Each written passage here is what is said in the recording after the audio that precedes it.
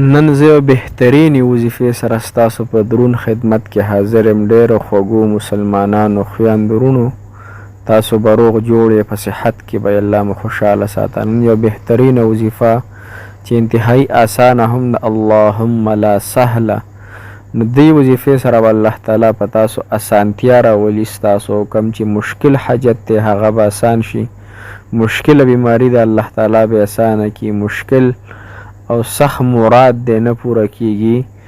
نو دغه وظیفې سره به الله تعالی دغه ستاسو مراد او حاجات د خپلو ښې خزانو نه ادا کړي، پوره به کړي کومه خزانو کې چې کمې نه راځي. مسلمانانو السلام علیکم ورحمت الله وبرکاته. ډېرو معزز و محترم مسلمانانو او هغه مسافر کوم چې بهر وطنونو کې ژوند کوي، ستاسو د کور مسافر دي، ګاونډیان دي، ستاسو رشتہ دار دي، الله تعالی دغه ټولو مسافرو له ډېره اوږده د صحت او د عافیت والا زندګي ورکړي. څوک چې هم زما دا ویډیو ګوري، الله تعالی د هغوی ټول حاجتونه، مرادونه، مقصدونه، پریشانۍ، بیماری ختم کړي. ډېرو محترم مسلمانانو، نن دا وظیفه ده، یعنی د اللهم لا سهله. دې وظیفه کې الله جل شانه ډېر زیات انتهایی د اسانتیا معامله کړي، یعنی الله تعالی په تاسو باندې اسانتیا راولي. که ستاسو کوم مشکلی او د مشکل په وخت کې دا دعا تاسو ووایئ، یا ستاسو یو حاجت حاجت نه پوره کیږي او دا دعا تاسو ووایئ، یا ستاسو یو بیماری د هغه نه ختمیږي، د هغه وخت کې دا دعا ووایئ. مثال فتا ور ستاسو چې کم اشد ضرورت دی او اشد حاجت دی او هغه د پوره کېدو نوم نه اخلي، نو دې وظیفې سره به حاجت او مقصد الله تعالی پوره کوي. دا خبر اکثر زه کوم مسلمانانو چې د الله تعالی باندې ګمان به ښه ساتو، یعنی الله تعالی باندې به دا ګمان ساتو چې انشاءالله العزیز دې وظیفې سره به الله تعالی زما دا حاجت پوره کوي، دې وظیفې سره به الله تعالی زما بیماری ختموي، دې وظیفې سره به الله تعالی زما ناممکن مراد او جایز خواهش پوره کوي. نو هر کله چې د انسان په الله تعالی باندې ګمان صحیح نیکی، نو هغه رنګ الله تعالی د سیړه په د باندې فیصلې راځي. اوس که چېرې موږ ووایو چې یاره دې وظیفې سره به زموږ کار کېږي یا به نه کېږي، نیت کې مو وي، زړه کې مو راله، سوچ تصور کې مو وي، نو الله تعالی په دې تمامو څیزونو باندې پوهه ذات دی او علیم ذات دی. نو بیا چې موږ په خپله ووایو چې نه پوره کېږي، نو بیا به نه پوره کېږي. لہذا دا وظیفه تاسو په پوره توجه او په پوره وقار او دهان سره او د زړه د غم او د زړه د کومې نه وکړئ، انشاءالله العزیز چې الله تعالی به ستاسو ټولې مسالې ختمې کړي.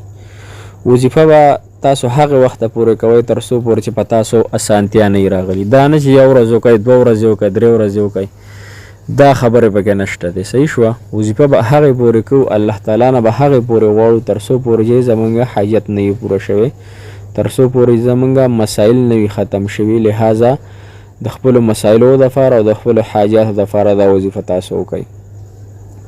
دا به روزانه وایي، تر 140 ورځو پورې به دا جاري ساتئ. صحیح شوه؟ دې سره چې تاسو کومې نورې وظیفې کوئ هغه هم ورسره کوئ، او دې وظیفې له پکې هم ټایم داسې مقرر کړئ چې هغه ټایم کې تاسو سره څوک خبرې اترې نه کوي، هغه ټایم کې تاسو څوک تنګوي نه. مثال په طور ماشومانو د وي زنانه کورونو کې کارونه ختم کړي، نارینه چې د هغه هم پوره توجه دهان سره د وظیفه جومات کې کوي، کور کې کوي، هر ځای کې چې کوئ، خو لیکن پکار ده چې اودس کې وکئ او پکار ده چې خبرې پکې ونه کړئ، نو ډېره زیاته به بهتره وي. څنګه چې تاسو ډاکټر ووایي چې غوړي به نه خورئ مثال په طور او خواږه به نه خورئ، نو هغه موږ ته علاج هم راکړي، ورسره دغه څیزونه هم راکړي. دې سره سره به تاسو دې وظیفې سره ګناهونه هم پرېږدئ او 5 وخته به ورسره مونځ هم کوئ. که چېرې مونځ مو ونه کړو، نو بیا به وظیفه کار نه کوي. که چېرې ګناهونه مو سره پرې نه ښودل، وظیفه به کار نه کوي. لہذا وظیفې ته وقف شئ. کم مشکل چې راشي په تاسو دا وظیفه به کوئ. ها، تاسو ته به انشاءالله په سکرین باندې هم ښکاري او زه راته بیا ترجمه هم کوم، معنی یې راته وایم چې دې ټکو معنی څه ده، څو پیرې به یې وي. ښه، اللهم ای الله لا سهله، اسانتیا نشته ده، الا ما جعلته سهلا، مگر چې ته وغواړې نو اسانتیا راولې. صحیح شو که نه؟ وانت تجعل الحزن، او ته چې دی ی الله او ته چې وغواړې نو هر څیز به په موږ باندې اسان کړي. وانت وتجعل الحزن اذا شئت سهلا. هر هغه کار الله چې ته وغواړې نو په انسان باندې اسانیږي. نو دې وظیفې معنی ډېره زیاته بهترینه ده. دې معنی داره چې الله یو کار هم چې دی نو آسان نه دی مګر چې ته چا دپاره آسان کړي، او هره سختي هغه الله تعالی ته په چې وغواړې نو په انسان باندې اسانتیا ته راولي. نو الله زما دا مسله هم سخته ده، دا مسله مې ته اوري اینې الله ته په دې قادر ذات الله زما دا حاجت او دا مسله ته په خپل دربار نه ختمه کړي الله، یا پوره کړي الله، یا دا پریشانی ختمه کړي الله. دا وظیفه به تاسو روزانه مسلمانانو 314 پیرې وایي، مخکې وروسته به 11 پیرې درود ابراهیمي کوم چې موږ مانځه کې وایو هغه به وایي.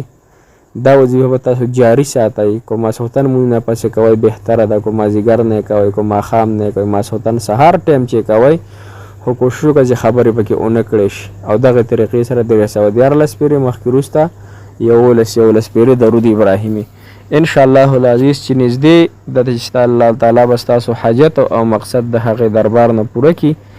کم دربار کې چې نه کمی راغلی نه پکې چې تکې راشي او نه د الله تعالی خزانې ډکې دي مسلمانانو، هم او تعالی د غوښتو چل نه راځي.